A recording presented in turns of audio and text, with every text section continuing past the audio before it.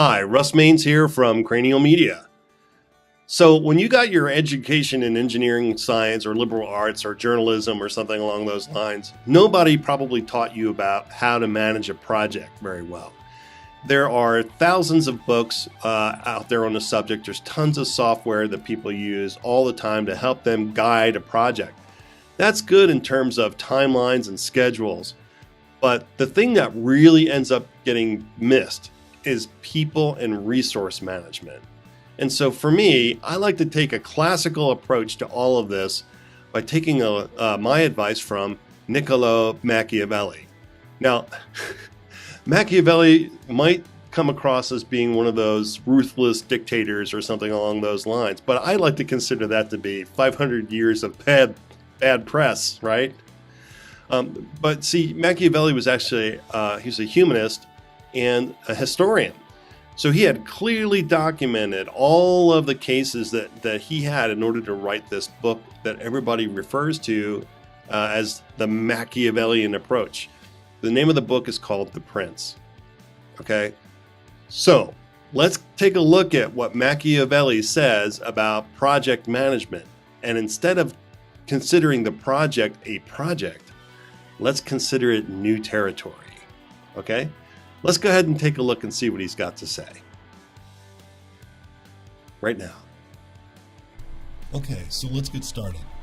You know, there are thousands of books written on leadership, program management, and all kinds of other guides that you could use to run a successful management program.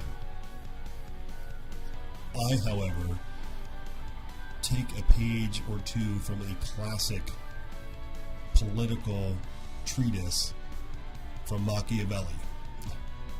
Now that may seem counterintuitive, but Machiavelli's political wisdom has been around for well over 500 years now, or pretty close to 500 years now, and some of the things you will find in the book are very relevant today.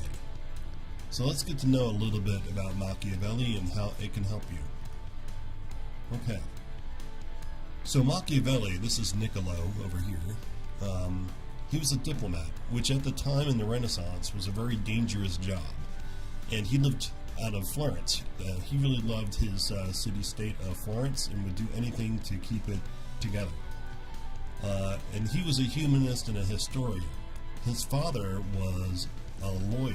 He wasn't a fantastic lawyer. In other words, he wasn't a lofty lawyer, but he was a lawyer and had some success. And so the name Machiavelli was kind of known around in Florence. And so good old Niccolo here was hired on as a diplomat. But he kind of jacked a couple things up and ended up getting kicked out of Florence by the people who ruled Florence, and those were known as the Medicis.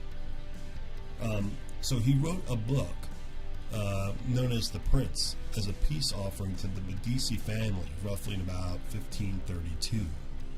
Now that book was banned by the church and by other powerful people because nobody wanted to have the general masses or general population know how to be a good politician. Nevertheless, some copies actually made it out and were reprinted in about, I want to say it was like 1547 or something. Many of the observations are still true today. So how can Machiavelli help you understand being a program manager? Actually, just a matter of perspective. You, like Machiavelli who loved Florence, you must love your program's community more than any one individual. I'm not saying that individuals in themselves are bad, but you have to think of the big picture. And your program is your kingdom, and you have to guide that kingdom towards success. In order to do that, you have to master it and the people in it before you can go far, right?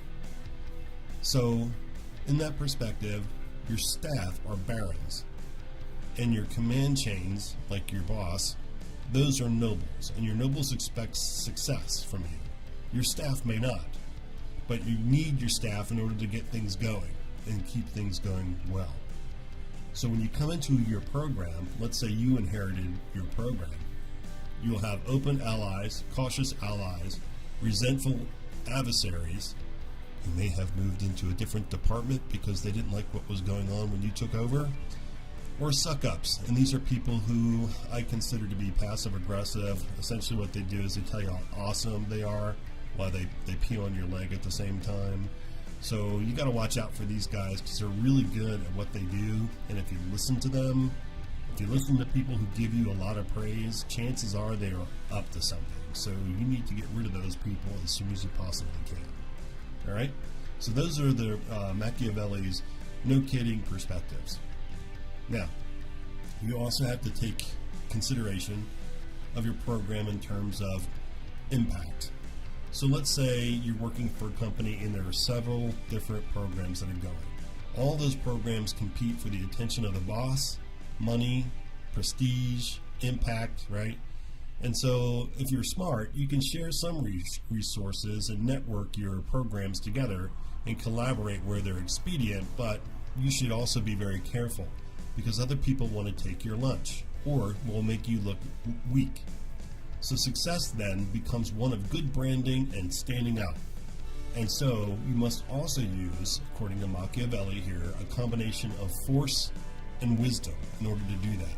Now, when it comes to force, that means a solid workforce, good branding, good economy, looking at expenses, no waste, okay? Giving people bonuses where they need it, okay? So that way you can attract good, smart, and politically strong people to push your competitors off of the resources that you need in order to grow your program. This is done in cities today. They put up sports arenas, they lower taxes, right, in order to bring in more money for their city to grow it. So you should do the same thing with your program. Now that's force. Wisdom, of course, is knowing the optics and budgeting snares and people snares. In other words, who makes trouble for you. You got to know all that stuff, right? And it's really important so you can get the message across that you're running a strong. You need to tell people that they're going awry, but you have your eye on it, right? That's kind of what Machiavelli says here. So the bottom line, your job is success, and there are two ways of getting success: luck and skill, or I would like to say a combination of luck and skill. Okay, sometimes you can have all the skill in the world, and all of a sudden you don't get any money for your program and it dies. So that's bad luck, right? So you got to keep an eye out for luck. Okay, so what's in it is that Machiavelli wrote this book for a prince who was lucky to inherit his principality. So he had the skills he needed to succeed. Machiavelli gave him this book. Okay, so I, in turn, am helping you by giving Machiavelli's wisdom to you, since you probably have inherited this program you're going to work on, right? So what I'm saying is Machiavelli's The Prince is relevant to program managers because your program was either given to you out of luck or it was entrusted to you because of your demonstrated skills. Okay, so for the next round, the next lesson, we're going to go over the types of programs that you have that you need to be aware of, and then how to run them and how to use the combination of wisdom and force in order to get your program looking great. Okay? So tune in next time, and we will continue to go through Machiavelli's The Prince. Right now, we're probably up to chapter 3 in The Prince, and if you want to read it for yourself, it is pretty good reading. Well, okay. That is all that there is for right now. The next time we meet up, we're going to talk about the 4 kinds of projects that there are in terms of politics. All right, and we'll figure that out. We'll walk through it together, and this should tell you how you need to behave and the traps you need to be aware of, okay? So I'll see you next time. Russ Maines from Cranial Media.